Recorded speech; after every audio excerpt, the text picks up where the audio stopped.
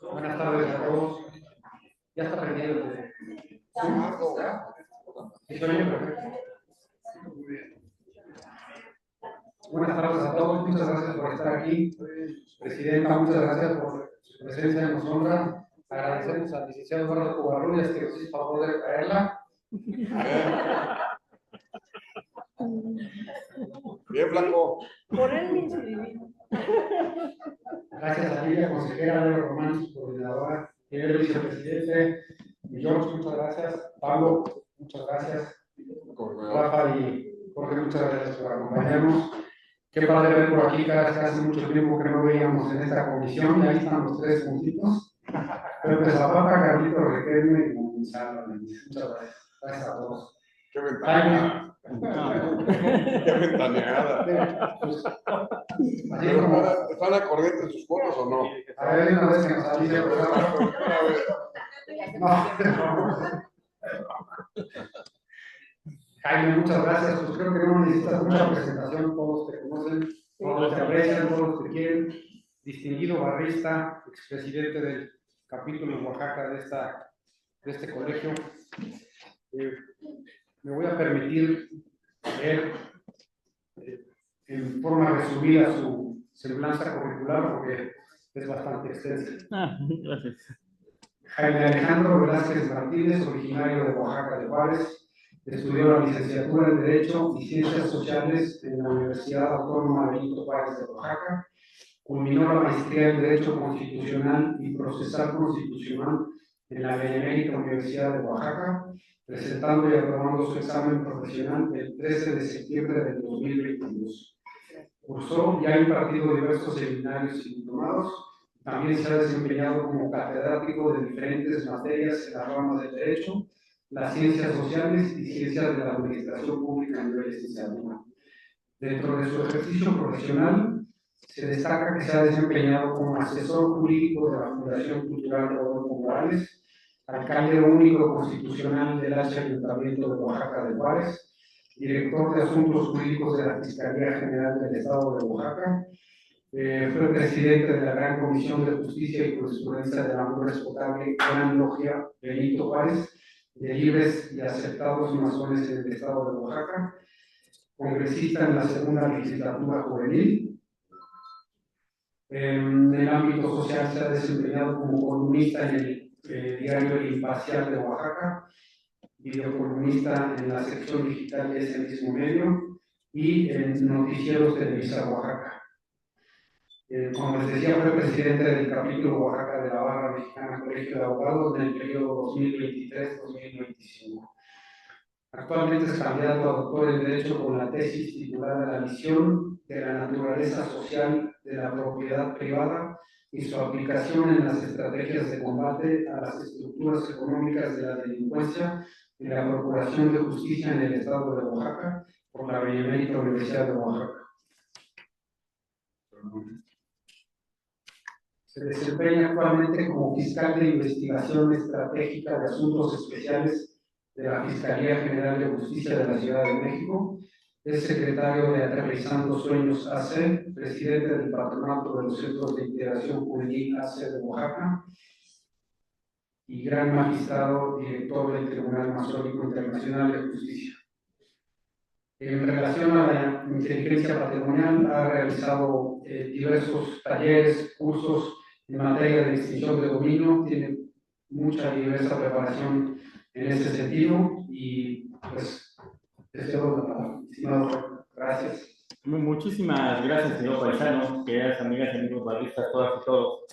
Bueno, pues primero que todo, agradecer a la Comisión de Derecho Penal por la invitación a poder platicar con ustedes parte de lo que es la experiencia y reflexiones que se han derivado del ejercicio profesional en materia de la aplicación de la inteligencia operativa en Procuración de Justicia. Querida Presidenta, muchísimas gracias, con honor que hayas asistido, igual que vicepresidente. También muchas gracias, estimado Jorge. Y bueno, la verdad, es un gusto estar entre amigas y entre amigos, todas y todos. Y en este caso, bueno, les confieso que también a manera de experimento, traigo aquí mi acordeón, mucho de ello es con el uso de inteligencia artificial, porque al final de cuentas sí quiero generar esta dinámica en la cual se puede establecer cómo el uso de la inteligencia operativa pues puede ser una herramienta importante en el tema de la procuración de justicia. Y bueno, a ver si distinguen en qué parte está usada o no. Entonces empezamos con, excelente pregunta, ¿podría sugerirte?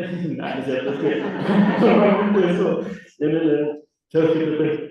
Y recuerdo mucho que hubo un congreso de la barra que tuvimos en Santa Fe hace unos años, en la cual hubo una conferencia precisamente del metaverso. No recuerdo quién fue el ponente, no recuerdo si fue el doctor Carbonero, pero hablaba acerca de cómo dentro de las mesas de análisis que discernimos en ese momento, cómo el uso de la inteligencia artificial podría llegar en algún momento dado a incluso suplir en parte las funciones de los operadores de derecho, o por lo menos de que le llegan a resolver esos conflictos jurídicos, porque al final de cuentas es el uso de la razón jugada como tal. Y lo que realmente sucede con estas herramientas es que se tiene acceso directo a muchísima información que se encuentra en la nube y en Internet. Y a través del acceso a esa información es como se pueden llegar a tener estas sugerencias o estas determinaciones o estos razonamientos de la lógica pura realizada a través de los razonamientos de un ente cibernético para la resolución de conflictos.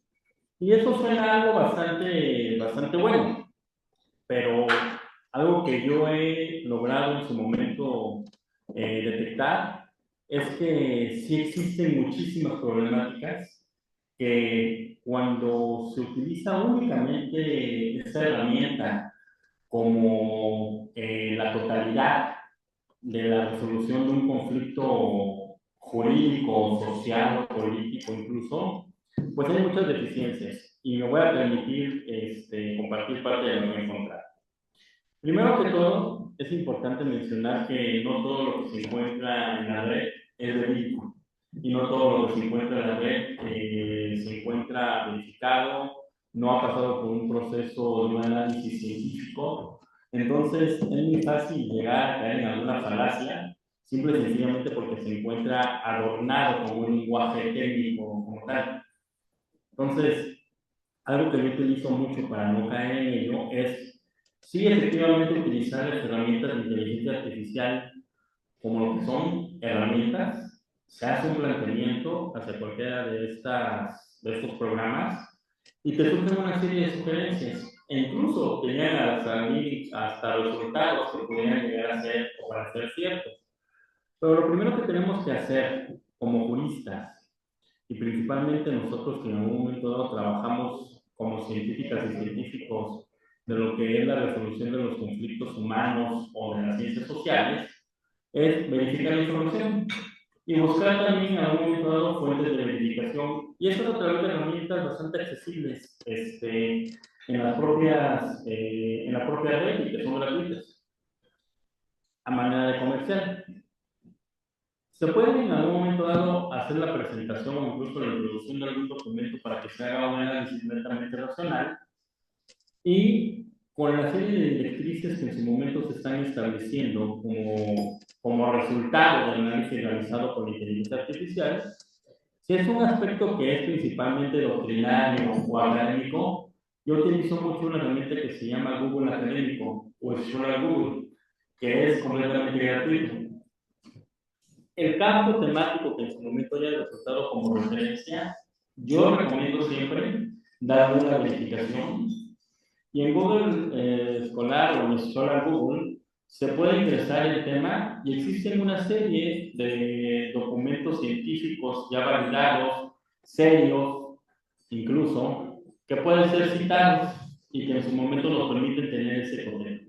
Entonces, por lo menos en la actualidad y a nivel de desarrollo intelectual de las inteligencias artificiales que tenemos, toda la información tiene que ser verificable, siempre.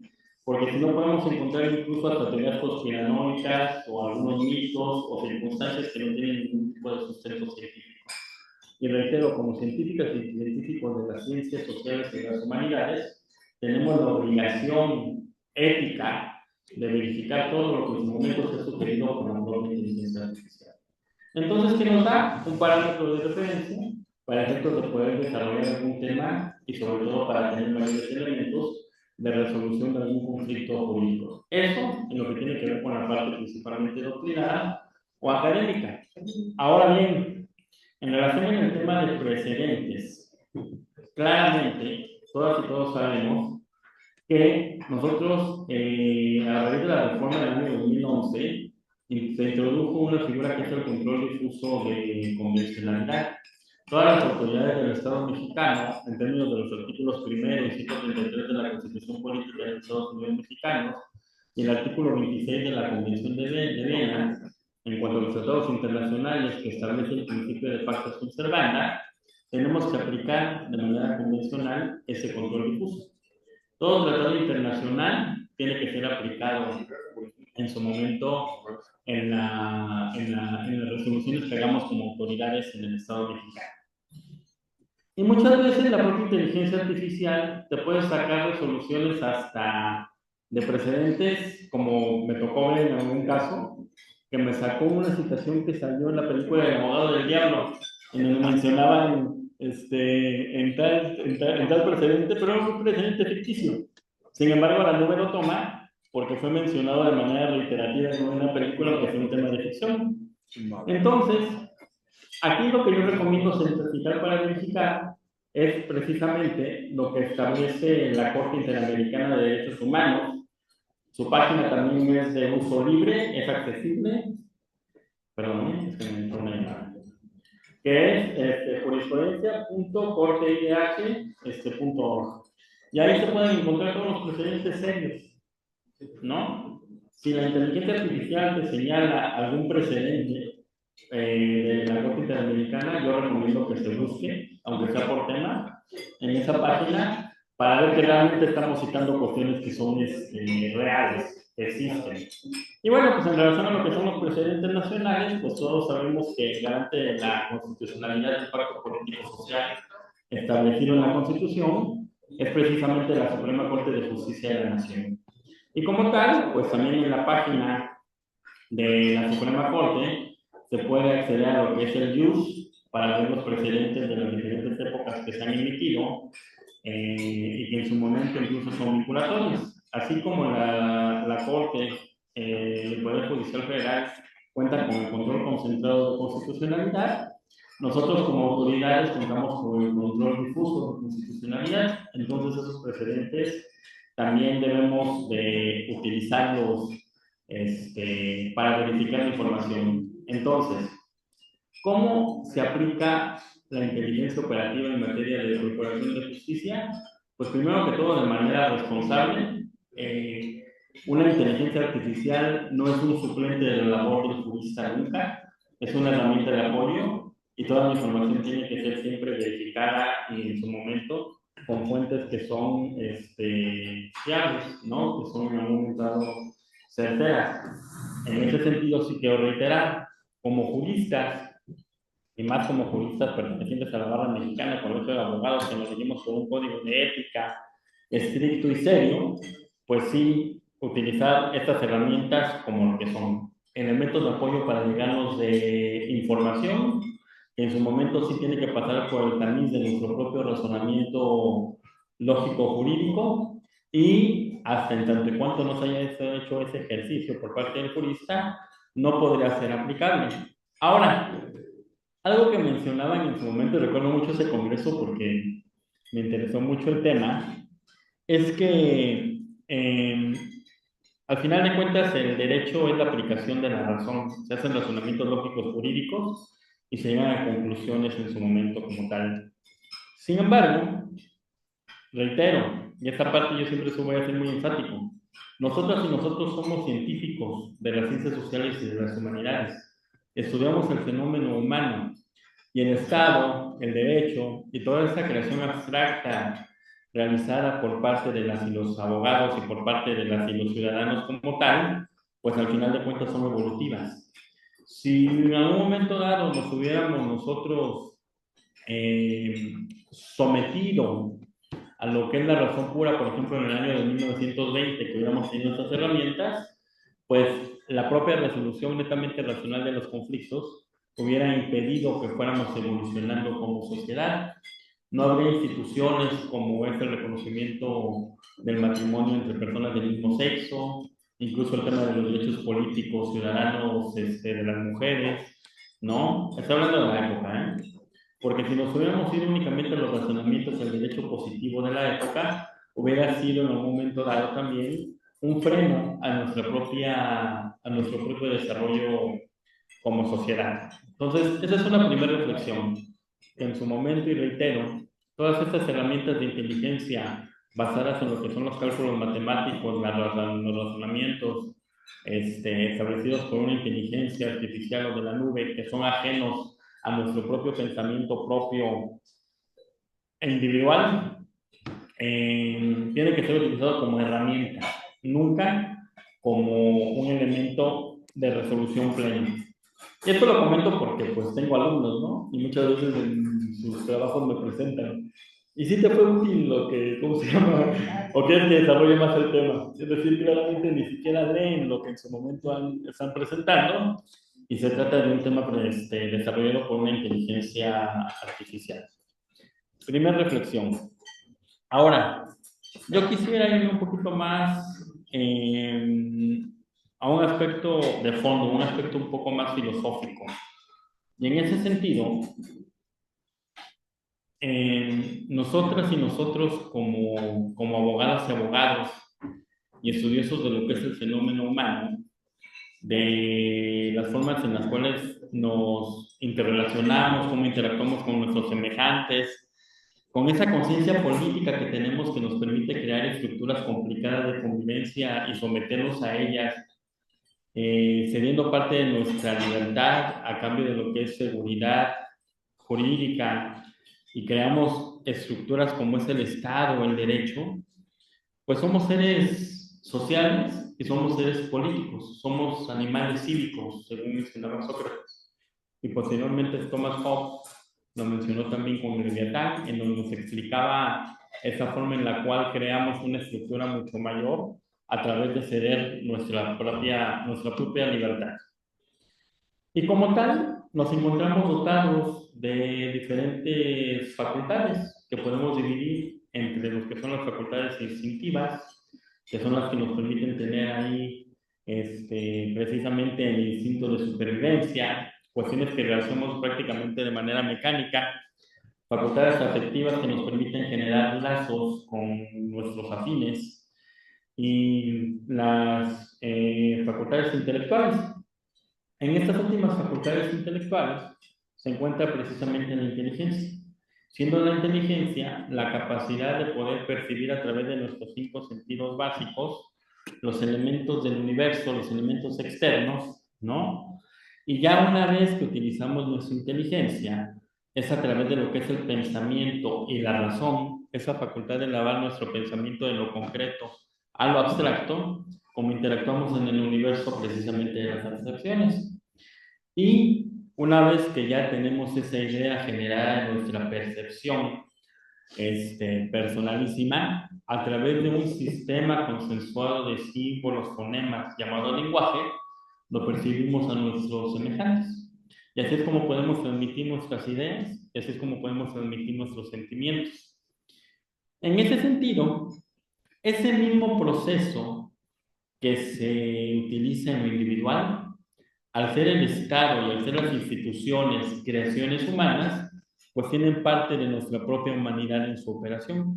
Y es exactamente lo que sucede en lo que son los elementos de inteligencia operativa aplicada. Se perciben datos, ¿no? De los fenómenos sociales, de los fenómenos humanos, de los fenómenos criminológicos. Se hace un análisis de esos datos como tal, ¿no?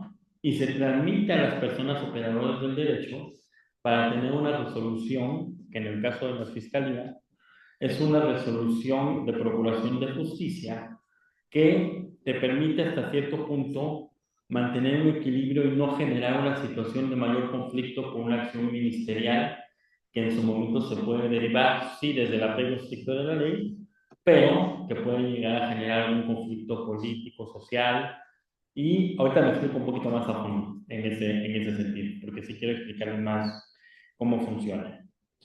Pero tenemos que partir de la idea clara de que la Ciudad de México cuenta con una complejidad social bastante amplia. Digo, yo soy oaxaqueño y no es por nada, pero en mi pueblito no vemos las cosas que ven acá, ¿no?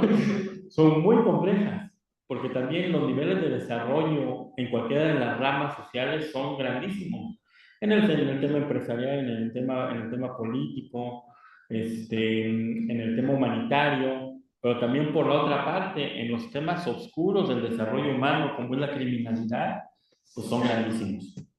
Y esto hace que al final de cuentas, como las personas criminales no se rigen bajo un código de ética o no se rigen bajo valores o principios, pues no tienen un límite o no tienen una limitante como tal para hacer el uso de las tecnologías, ¿no? Porque al final de cuentas, yo considero que normalmente se llegan a tener esta clase de acciones criminales principalmente por temas de dinero o por algunas cuestiones de poder, principalmente, ¿no? Entonces, ahí sí se aplica, ahí que pues, el fin justifica los medios, ¿no? Es una situación en la cual yo estoy en contra. Yo siempre he pensado que todo acto injusto, aunque de manera subjetiva uno piense que es para una cuestión justa, implica una traición a tus propios ideales. Entonces, los principios y los ideales son todo, por lo menos para las personas que buscamos hacer el bien hacia la sociedad mexicana. Entonces, ha habido un avance tanto en lo que son las tecnologías de la información como en lo que son las diferentes estrategias o mecanismos por parte de los grupos criminales que en su momento implican actos de inteligencia que tienen que ser atacados también con inteligencia, ¿no? La gran diferencia es que nosotras, las personas servidoras públicas, lo hacemos bajo un apego estricto a los principios de legalidad. No obstante ello, sí resulta indispensable desarrollar técnicas de investigación ministerial que se mantengan a la vanguardia en materia de procuración de justicia y de igual manera que nos permitan enfrentar el fenómeno criminológico, valga la redundancia, con productos de inteligencia operativa o con productos de inteligencia estratégica, que ahorita voy a explicar la diferencia. Mencionaba yo hace rato acerca de lo que es Thomas Hobbes y su obra de Leviatán. Y a mí me gusta mucho esa obra porque al final de cuentas, si nos vamos un poquito más al tema filosófico nuevamente y hasta cierto punto algo teológico, el ser humano es creado a imagen y semejanza de su creador. Por lo tanto, las creaciones del ser humano también tienen nuestra propia imagen y semejanza. Incluso si recuerdan la portada de Leviatán de Thomas Hobbes, él representa al soberano como una figura antropomórfica enorme, conformada por muchos individuos. En una mano cuenta con una espada, con otra con un cetro y que se encuentra coronado. Y ahí te explica acerca de la importancia de la soberanía. Si nos vamos un poquito más adelante en la época de la Ilustración y pensamos en Jean-Jacques Rousseau en el contrato social, pues también se establece que el ser humano, en el momento en el que ingresa a una sociedad, suscribe de facto un contrato social y se somete a lo que ya se encuentra establecido culturalmente por esa sociedad. Pero ¿por qué hacemos eso? Porque al final de cuentas, con el desarrollo de lo que es la civilización humana, fuimos aprendiendo que trabajando en equipo con una división del trabajo según cualidades, podemos desarrollarnos más plenamente en nuestro pleno potencial. Es así como tenemos parte de nuestra libertad a cambio de seguridad. Es el principal servicio que nosotros le pedimos al Estado. Y es tan importante y es tan relevante que incluso, reitero, cedamos parte de nuestra propia libertad a cambio de mantenernos en una sociedad civilizada, con una estructura de gobierno establecida, bajo un pacto jurídico social como es una constitución política y con leyes establecidas, porque eso nos da la certeza de que nos vamos a poder desarrollar en plenitud.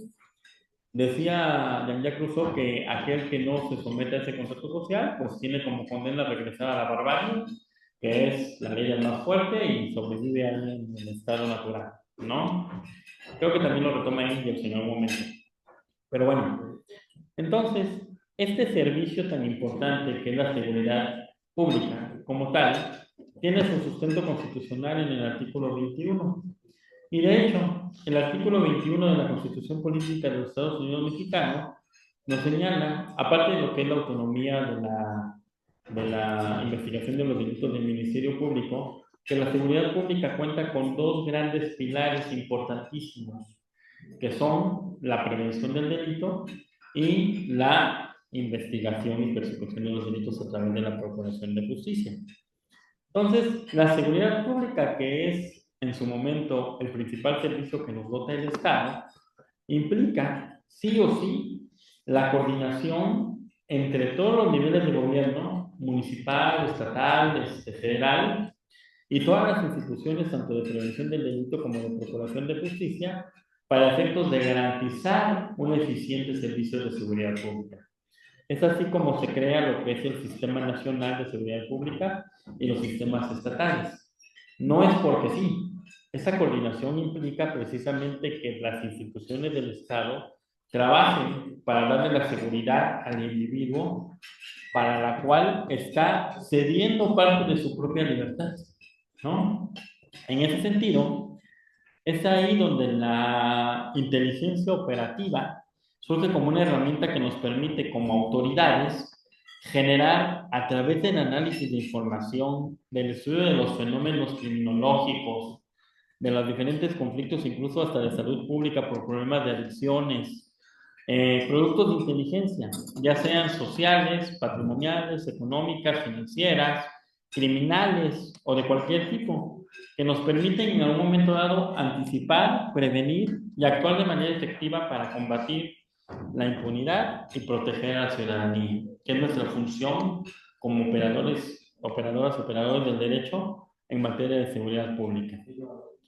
¿Esto qué implica? Bueno, no voy a hablar de definiciones básicas, esto es lo que bajé pero lo verifiqué, lo juro. ¿No? La inteligencia operativa se define como un proceso sistemático y continuo que consiste en la recolección, análisis y uso de la información para la toma de decisiones en el aspecto tanto táctico como operativo en la procuración de justicia. Existe lo que es la inteligencia operativa y lo que es la inteligencia estratégica. Mencionaba yo hace un momento, y eso es algo que yo, ¿cómo se llama? Lo llegué a utilizar mucho cuando tuve la oportunidad de hacer la propuesta de creación de la Unidad de Inteligencia Patrimonial y Económica en el estado de Oaxaca, el hecho de que tenemos que estar a la vanguardia de los avances tecnológicos e incluso de la capacidad económica y patrimonial de los grupos delincuenciales para no estar en desventaja. Y esto implica sí o sí agregar el factor de inteligencia. Porque al final de cuentas, los grupos delincuenciales cuentan con estructuras económicas fortalecidas, que es lo que les permite operar. Reclutan a través de lo que es la promesa y el pago de dinero fácil hacia personas que en su momento pues venden sus servicios a estos grupos. Y hacen el uso de tecnologías precisamente para poder tener un mayor éxito en lo que es su ejercicio delincuencial. Y en ese sentido, una vez detectado eso, en la materia de procuración de justicia, se pueden atacar, cuando se habla de inteligencia patrimonial, económica o incluso esa financiera, esas estructuras económicas que van a impedir que en lo subsecuente se sigan allegando de recursos para seguir cometiendo delitos, para seguir en algún momento dado haciendo actos criminales. Eso vendría siendo como un ejemplo de inteligencia estratégica. Llevar a cabo lo que es un mapeo, situaciones ya mucho más generales y establecer un plan ya de procuración de justicia, de seguridad pública, la forma en la cual se van a atacar esos fenómenos que ya fueron detectados. Siempre se tiene que hacer un estudio, por supuesto, mapas de calor y cuáles son los fenómenos que que se buscan atacar. Una vez que se tiene el estudio, reitero, se tiene que hacer el análisis, se tiene que entregar un producto de inteligencia por parte de esos analistas a las personas operadoras del derecho y en su momento pues ya combatir como parte de una estrategia de política pública un fenómeno criminológico específico. Esa es inteligencia estratégica. Entonces, ¿qué es la inteligencia operativa? La inteligencia operativa no requiere una planificación a tan largo plazo. Tienes una problemática ya específica que resolver, la analizas con los diferentes factores que en su momento pueden llegar a intervenir en la misma, generas tu producto de inteligencia y ves cómo resolver esta problemática. Ojo, el uso de la inteligencia operativa no es solamente el combate a la delincuencia per se. Implica tomar en cuenta todos los demás elementos que rodean el asunto que vas a resolver para efectos de poder procurar justicia desde una perspectiva incluso más social o humanitaria con respecto irrestricto a lo que es la dignidad humana y a los demás integrantes de la sociedad que se puedan ver afectadas o afectadas. Pongo un ejemplo. Digamos que tengo que llevar a cabo un cateo. Si únicamente solicito el cateo, sin investigar mucho más allá acerca del cateo, y lo desarrollo y lo ejecuto, me van a surgir diferentes circunstancias que van a complicar el cateo o que incluso pueden vulnerar ya sea derechos humanos o derechos de seres sintientes que ahorita se encuentran un poquito más, ¿cómo se llama?, desarrollados de manera progresiva. ¿Qué pasaría si yo llevo a cabo un cateo en un domicilio particular, no investigué y me encuentro que existen 3 perros y 2 gatos ahí? Y no, como no hice mi trabajo de inteligencia operativa, pues no llamé a la brigada animal. El operador del derecho, el agente del Ministerio Público, pues no va a tener ni cómo tratar a los animales, ni cómo reubicarlos de manera digna, y eso puede incluso imposibilitar la ejecución del cateo como tal. Este es un ejemplo muy sencillo de un caso de inteligencia operativa en materia de procuración de justicia. Entonces, es importante tener todos los contextos en su caso de cómo es que se va a resolver una problemática o incluso una actuación ministerial específica para no generar un conflicto mayor. Ahora, ¿qué sucede si tengo que llevar a cabo el aseguramiento de un inmueble? ¿No? Y cuando llego al inmueble, me encuentro que hay un grupo criminal que lo está resguardando. Y bueno, pues como yo no hice mi trabajo de inteligencia operativa, me fui con 3 ministeriales, pongo en riesgo incluso al personal. O es un albergue de facto de personas inmigrantes, o hay adultos mayores, los voy a desalojar, o hay niños, o hay animales. Entonces, ¿qué me permite a mí el llevar a cabo estos actos de inteligencia operativa aplicadas en la Procuración de Justicia? Pues reitero, llevar a cabo actos ministeriales, pero bajo una perspectiva de procuración de justicia social. Y no es una actividad socialista como tal, sino es salvaguardar, según el contexto, a todas aquellas personas o ver todos los elementos que en su momento puedan verse afectados con la realización de un acto ministerial como tal. Por ejemplo, en el caso del aseguramiento que les estoy mencionando, no, hipotéticamente, si fuera, y si hay un grupo delincuencial que lo resguarda, pues ya solicito el apoyo bajo este esquema de coordinación en materia de seguridad pública de las diferentes instituciones de prevención del delito. Seguridad Pública, Guardia Nacional, Defensa Nacional, Marina, según sea la relevancia. Si detecté que en ese inmueble que sí tengo que asegurar hay 5 niños viviendo, pues al DIF y que me acompañe el DIF, ¿no? Si detecté que hay adultos mayores, hay un instituto para el envejecimiento digno que en su momento también me puede acompañar, la Brigada Animal, y así se generan diferentes actos de coordinación interinstitucional que nos garantizan que la Procuración de Justicia sea eficaz y eficiente, que mi acto ministerial que voy a desarrollar, como ya tengo un producto de inteligencia que en su momento fue ya verificado, sé a qué me voy a enfrentar, y ni soy vulnerable, ni vulnero, en su caso, los derechos de las demás personas que puedan estar involucradas en la realización del acto ministerial que voy a llevar a cabo. Entonces, esa es la importancia y la utilidad de llevar a cabo los actos con inteligencia operativa. Reitero, diferenciándolo de lo que es la inteligencia estratégica, que ya busca afrontar problemáticas mucho más generales como parte de una política pública. Y esta clase de acciones se tienen que realizar en el día a día del actual ministerial, porque al final de cuentas nuestra función no es únicamente sancionar o generar actos de molestia, es procurar justicia. Y la justicia se tiene que tomar, se tiene que procurar tomando en consideración todos los elementos fácticos que en su momento puedan envolver cada acto de molestia que realiza en su momento la Fiscalía. Cito ChatGPT otra vez. ¿Cuál es el proceso para obtener productos de inteligencia operativa? El primer paso es la recolección. Esto es, se obtiene a través de información a través de diferentes fuentes que pueden incluir denuncia ciudadana, vigilancia directa, al lugar que en su momento se va a afectar, análisis de redes sociales o la colaboración con otras dependencias. El segundo paso es el análisis, lo cual implica precisamente que una persona analista que sea experta en lo que es el manejo de esta información, interpreten los datos para poder identificar tendencias, redes, actores criminales, población vulnerables y los demás elementos necesarios a tomar en cuenta para la intervención ministerial. El tercer paso es la difusión, y aquí quiero ser muy claro.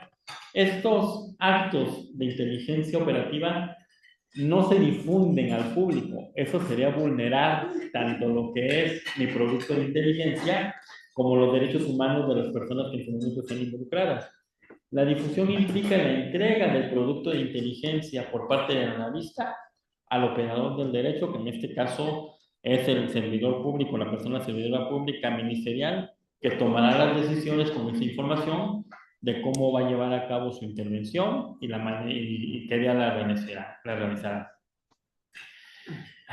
Entonces, ¿cuál es la consecuencia de? Nos permite, primero que todo, anticipar o prevenir la comisión de algún delito, optimizar nuestros recursos, aumentar la efectividad de la procuración de justicia y, sobre todo, que la procuración de justicia, reitero, sea eficaz, eficiente y con estricto apego a lo que son los derechos humanos. Nosotras y nosotras, personas servidoras públicas, como bien lo saben, nos regimos bajo un principio de legalidad. ¿Qué quiere decir esto? Que el poder público y sus representantes solamente podemos hacer aquello que la ley expresamente nos permita y tenemos que hacer aquello que la ley nos manda.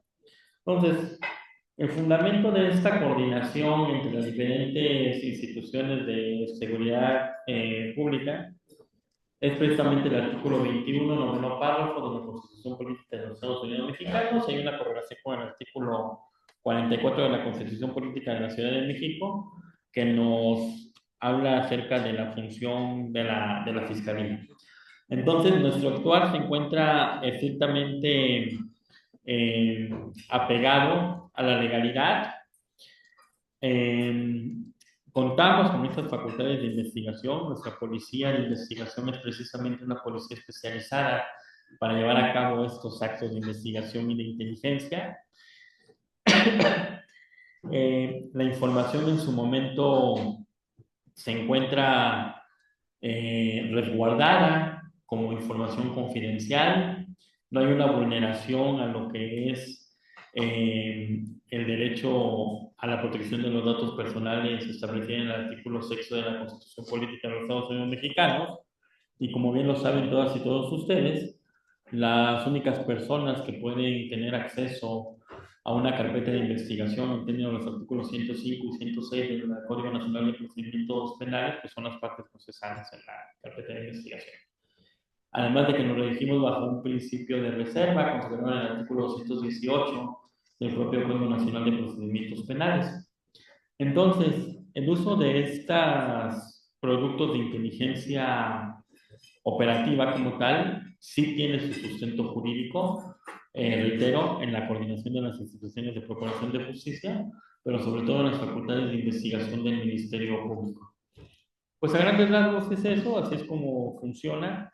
Quería compartirles en su momento estas reflexiones acerca de cómo tenemos, considero yo, que hacer uso tanto de las personas inteligentes artificiales como herramienta, como cómo podemos llevar a cabo a través del análisis de los diferentes elementos fácticos que se está realizando, una procuración de justicia eficaz y eficiente y estrictamente apegada a lo que es el principio de legalidad.